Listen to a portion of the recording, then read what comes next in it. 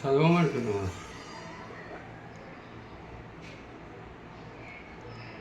సరాన ముందు మటకు పైన సరాన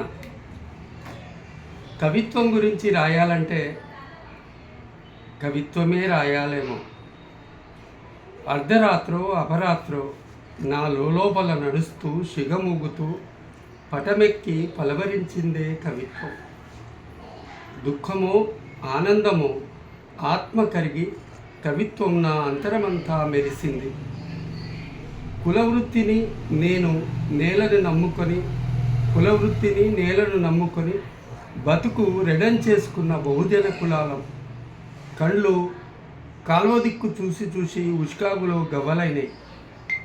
ఏలికల్ని ఎత్తికట్టి ఎద్దెంటా ఉరికినాం. బాధల నుంచి దుఃఖంలోంచి కవిత్వాన్ని మొదలేసుకున్నాం. పదమెత్తుకొని పనులల్లబడ్డాం.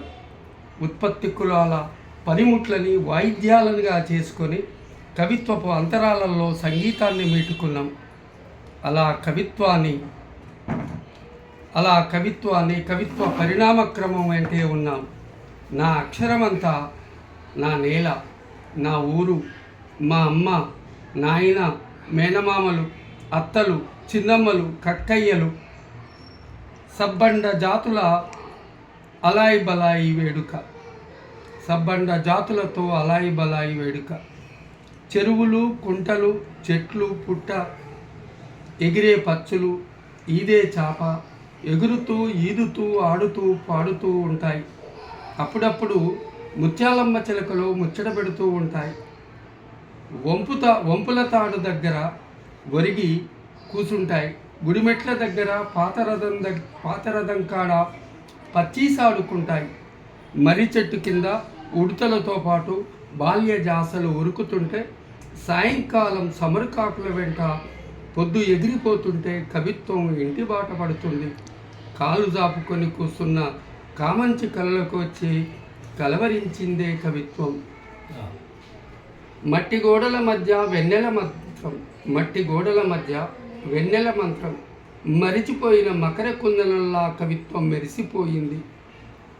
మనువాదం చదువుకు రాతలకు దూరం చేస్తే, జ్ఞానం సామెత రూపంలో నాలికల మీద రాసుకున్న తరం. అదే ఇవాళ తెలంగాణ బహుజన కులాల కవిత్వానికి జీవం. నిజంగా తెలంగాణే ఓ దీర్ఘ కవిత. ఓ దేవిగాని దమ్మనగొయ్య గానానికో, పిడికలగూడు వెనకాల ఆదిమ చిత్రంలా చెవిటెల్లి నన్ను వెంటాడినప్పుడు మేనమామల ప్రేమకో, అమ్మ వెలుగుకో నేను ప్రేమనై కరిగిపోయిన జాలుకు కవిత్వం వికసించింది. నేను తిరిగిన నేల కానీ, నేను తేలిన చెరువు కుంటలు కానీ, వెన్నెల సాక్షిగా నేను నెమరేసుకున్న దివ్య తలుపులే నా కవిత్వంలో బొమ్మ కట్టుకున్నాయి. బతుకమ్మలాడినరు, బోనాలు ఎత్తినరు, పెద్దగట్టు జాతర, చెరువుగట్టు జాతర పదాలు పరవశించి పండుగలు చెట్ల కిందికి పోయి కలవరించి నా బాల్య స్వర్గం నన్ను వెంటాడుతున్నప్పుడు రంగురంగులు పూసుకున్న కవిత్వానికి చిలకల దండ. కట్టకటు ఎటు చూసినా మడికట్లంట పడి ఎసరు మసిలింది లేదు. కడుపులో కన్నీళ్ళు హృదయాన్ని తడిపి కవిత్వానికి నారుమడిని చేసింది.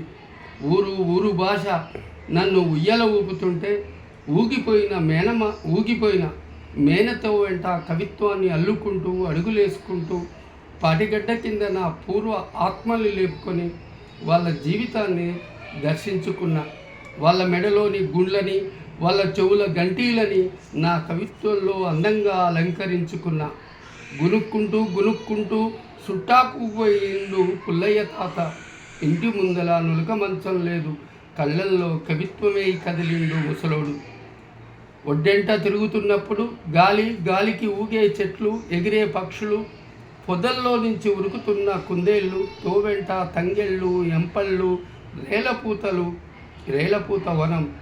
పుట్టతాడు మీద ఒడబట్ల కళ్ళు వసనాపగాలికి పెద్దగుండు బోరకు పెద్దగుండు కానుకొని రేఖ పట్టి కళ్ళు వెన్నెల కలిపి తాగితే కోనేటి మూల నుంచి నీలి వస్తున్న అలికిడి నా ఇచ్చను మెచ్చి పచ్చలుడు పానగల్లునిచ్చే తాళ్ళ మఠం తన్మయత్వం వెన్నెల రుద్దుకొని 7 మునికలేస్తే కౌసు గంధమాయ బతుకు తెడలపుట పుస్తకం. నిజంగా నేను వేడుకలో ఉన్నా. మనలో ఆస్వాదించే తత్వం ఉన్నప్పుడు కవిత్వం కళ్ళ ముందు కదులుతుంది. ఆహానికి ఆమడ దూరం ఉన్నప్పుడే ఆనందం. అదే నిజమైన అలౌకికత. ఆ సహజత్వమే కవిత్వానికి పరిపూర్ణత. ఇదే రేలగంధం. కవిత్వం కవిని ఎప్పుడూ శిశువుగానే మారుస్తుంది. అలా కరిగించి ప్రేమలోకి మానవీయతలోకి వంపుకుంటుంది. దేవుడు ప్రవక్తల్ని ఎంపిక చేసుకున్నట్టు ప్రకృతి కవుల్ని ఎంపిక చేసుకుంటుంది. అది ఓ అద్భుతమైన మార్మికత. చివరిగా చెప్పిందే మరోసారి. నా కళ్ళు కన్నీళ్లలో ఈదిన చేపలు. తరుముకొస్తున్న బాధల్ని దుఃఖాన్ని తప్పించిన తథాగతుడికి తెలుసు. చెరువు ఒడ్డు బోధి వృక్షంగా మారిన వైనం. ఇప్పుడు కవిత్వం మీద సీతాకోక చిలుకలు పిట్టలు జంటలుగా ఆడుకుంటున్నాయి. కవిత్వంలోకి చేపలు ఎదురెక్కుతున్నాయి. చల్లని గాలులు వీస్తున్నాయి. అమ్మ పొదిచ్చుకున్న పడమటిల్లే కవిత్వం ఇప్పుడు పచ్చని ఆకుల మధ్య తిరిగే పసిరిక. నేలంతా పరుచుకున్న పచ్చని తీగ.